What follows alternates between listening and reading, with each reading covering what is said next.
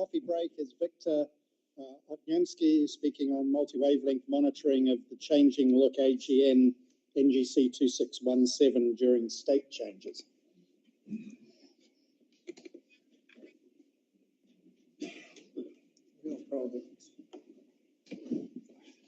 Hi everybody, I am here today to tell you about what have been known for 200 million years. What you have opportunity to know that right now, if supercivilization are located near the AGN, as academician Kardashev believes, then they can watch the events near the nucleus of NGC 2617 almost immediately. And a more common point of view is that in such type of galaxy, life cannot exist. So we hope that in neighbor galaxy, the life is possible and some astronomers can live there. And some kind of master global robotic system is working there and watch events more much earlier than we can see it.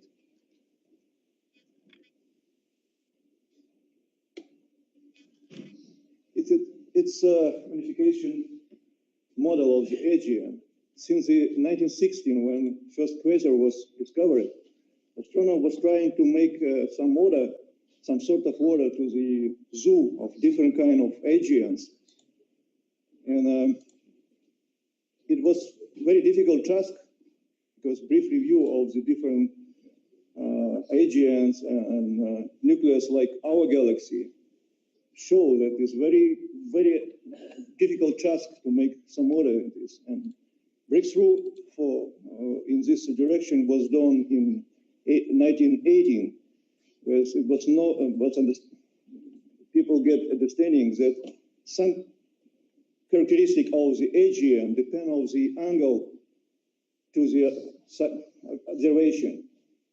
And probably we see the same kind of object differently depending on the orientation to the line of sight. In despite of big success of this idea and this unification scheme, many problems exist, and I have no time to talk about this, but you'll note that changing type objects, which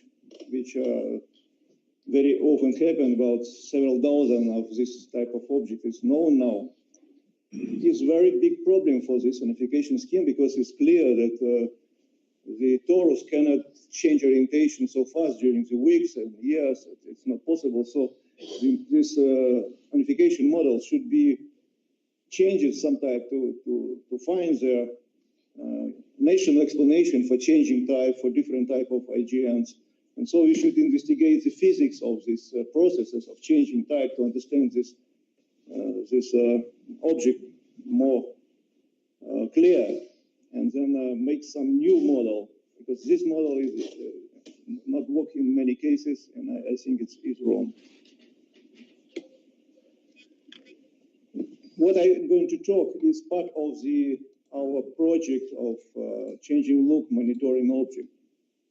A special name was given for this object, which were investigated recent years very intensively, and special name which have no Russian analog is changing look objects. Our team included astronomers from 8 states. It's open for new participants. It's American and Argentinian and Israel, Chile, Finland, Azerbaijan, and 2 places in China. So, and additionally, we use observation with SWIFT, so not only states, but on the space. Here is a picture from our publication in 1984. It was one of the first cases of changing look objects. And in this time, it was something like very rare happen, and people was not thinking that it was very common. But later, the amount of the changing look object increased, and this another object, NGC 5548, Shapovalov et al. And in this time was already several tenths of the IgN, we change the type.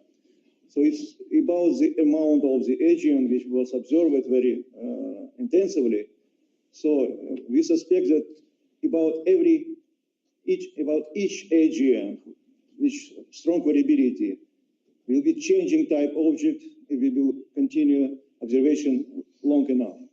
And this is confirmed at last investigation, confirmed that many objects changed type during the 6th year, and many quasars was changing type. So it's not so rare happen like it was thinking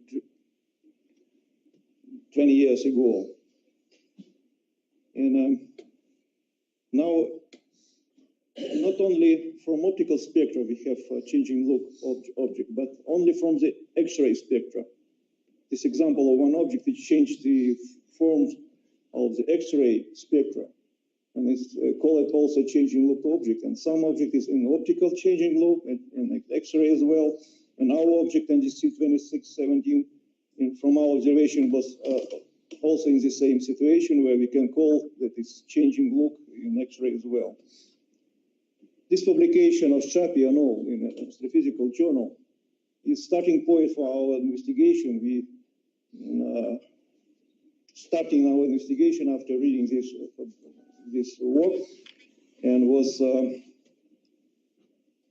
trying to see, is this object still in secret one state? You see, this is just 2 spectra was before 2013, and then the spectra was changing dramatically. So first of all, we was trying to see if this object is still in secret one state, or change it back to the secret 2. And another idea was look in a master active data to see when really it's happened, because it was some doubts if it's happened exactly in 93, say 1930, maybe it was happened before, and I will talk about them.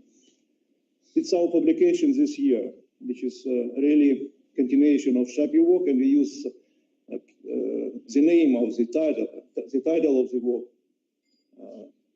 The curtain is remain open. It's our observation and telescope which we are using. And first of all, we are using our new telescope, 2.5 meter, and use small telescope in Crimea and Azerbaijan for photometry. We now use 1 meter telescope in China and use master opportunity.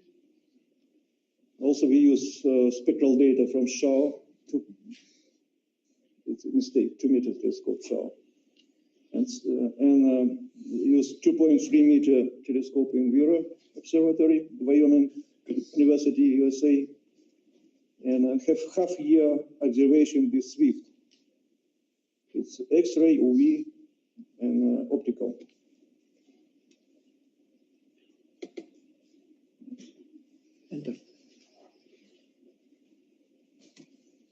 It's a picture of telescope, biggest and SWIFT, which we are using.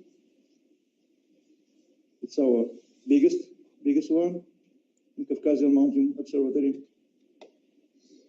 All our data can be divided in several parts. It's first season, it's 2016, when we start observation.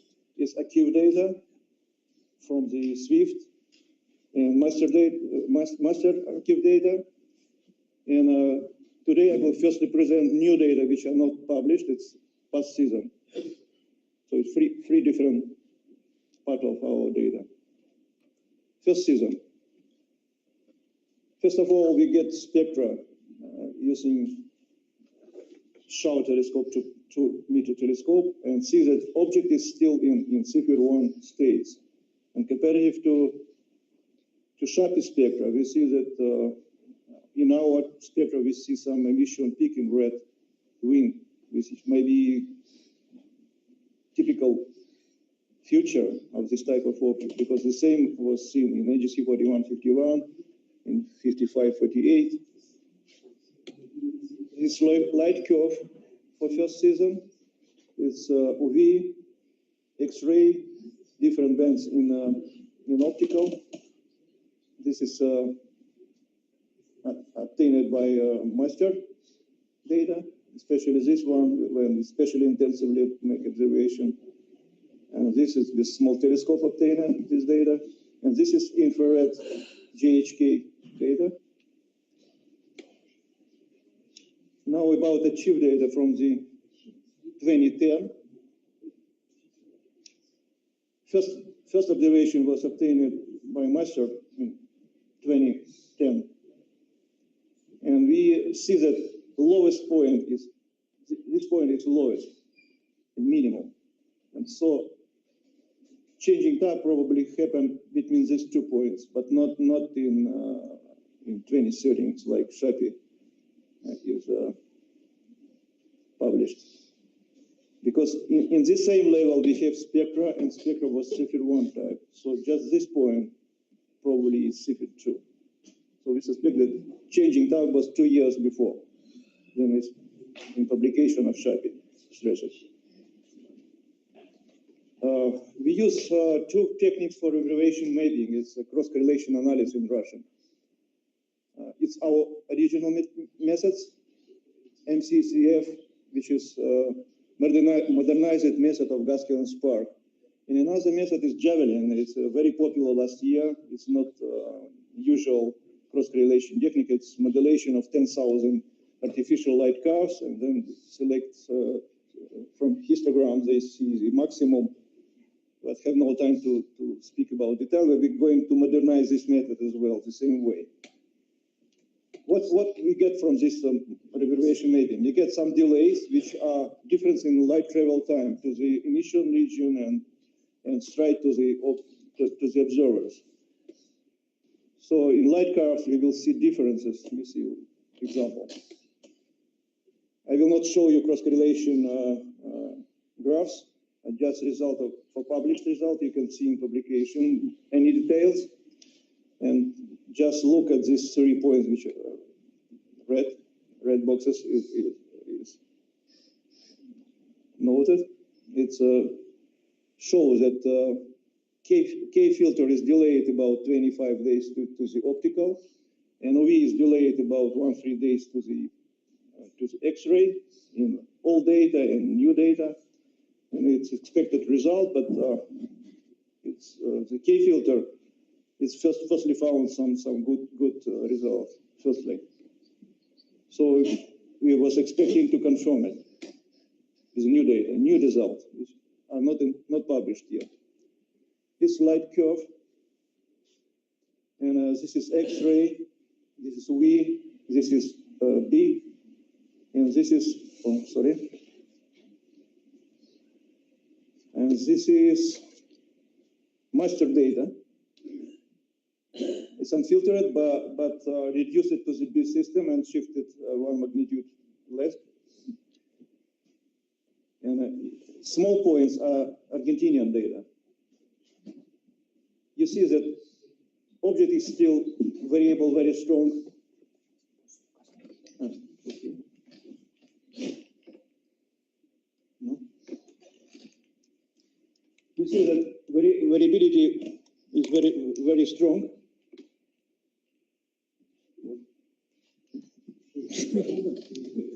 Still, can you read that? Yes. Okay, sorry. For me, it's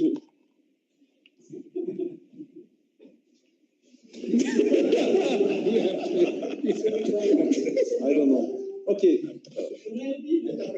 Blue is X-ray, ultraviolet is UV, and red is master. And small points is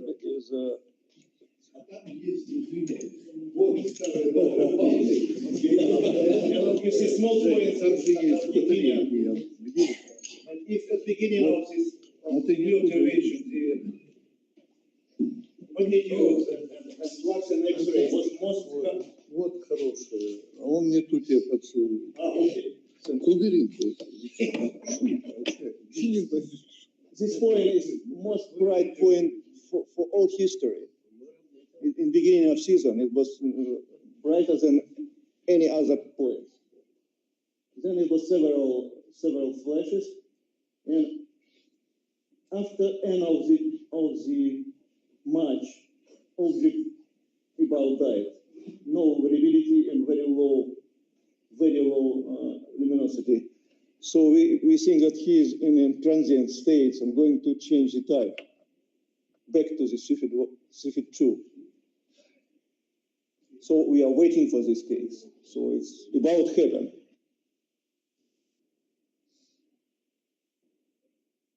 This is cross-correlation for UV and X-ray, and you see the same result about 1-3 days delay. Between UV and optical, no significant differences. And new infrared data obtained with our Caucasian observatory confirms the past result, published it, that time delay is about 25 days, what is good. And to see it like a clear, like I shifted and scaled the infrared and UV, and you see that point are good correlated.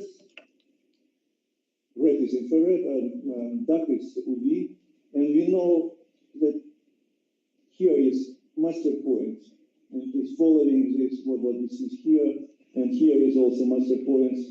So it's much better if we will include all points. So we think that is good confirmation of our past result. This is spectra obtained in Azerbaijan.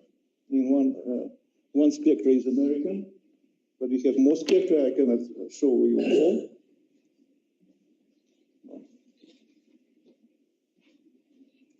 You see some variation in profiles.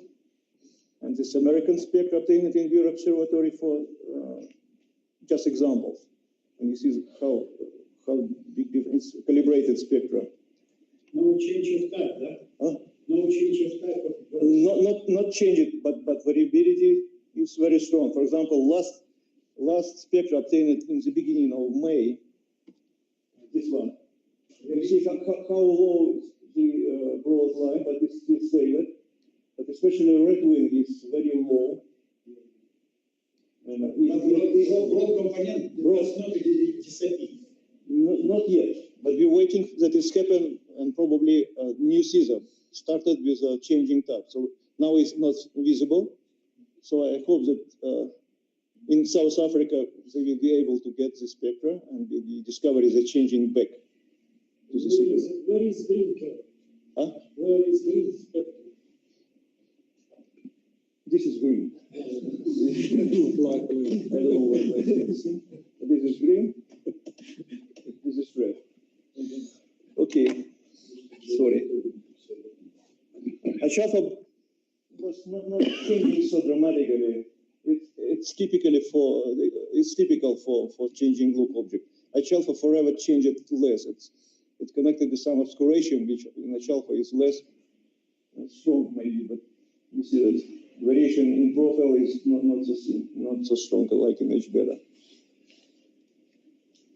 We proposed some model which was needed for us to explain the no differences in legs in infrared.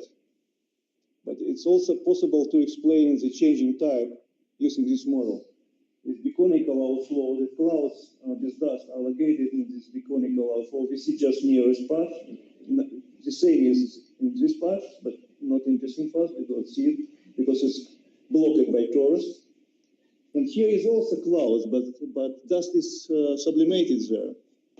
But if we will see change in luminosity in centrum,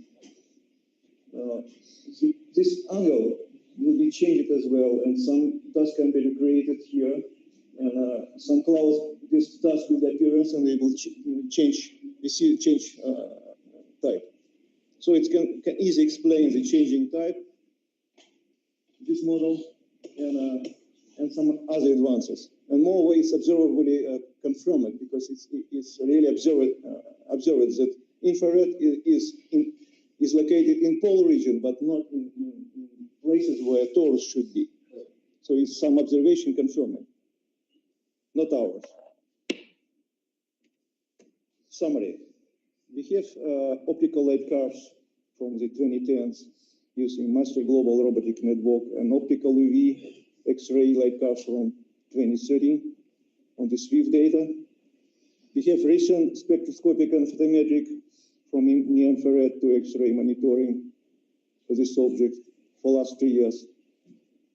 We see that the object still saved secret 1 state, but during last 3-4 months, it was in very low states, and we call it like a transient state. And we expect that he will change it. It will change the type back to secret 2.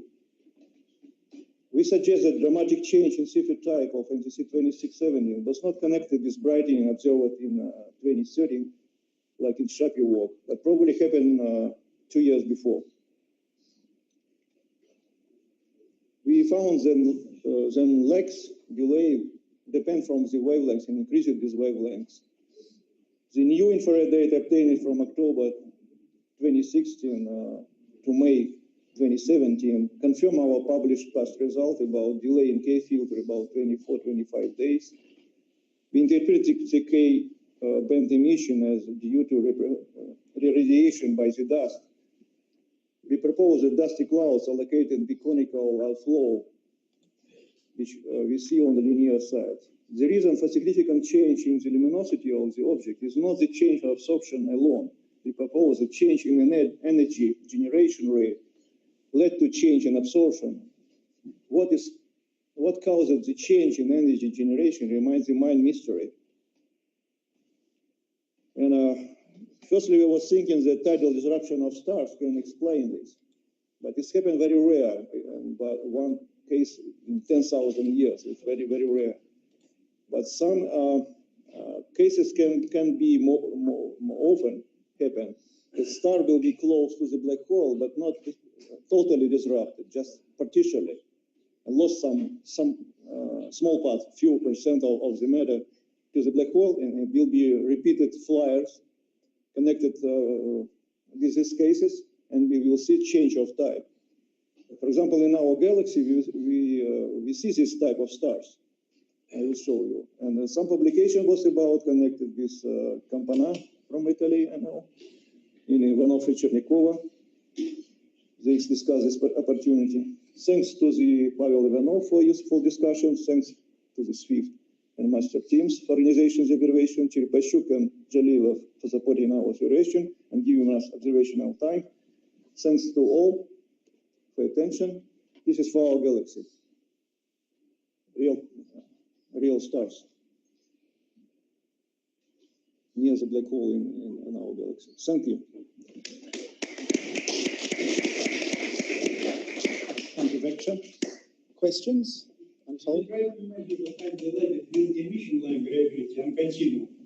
We have not so many spectra for that. In the future.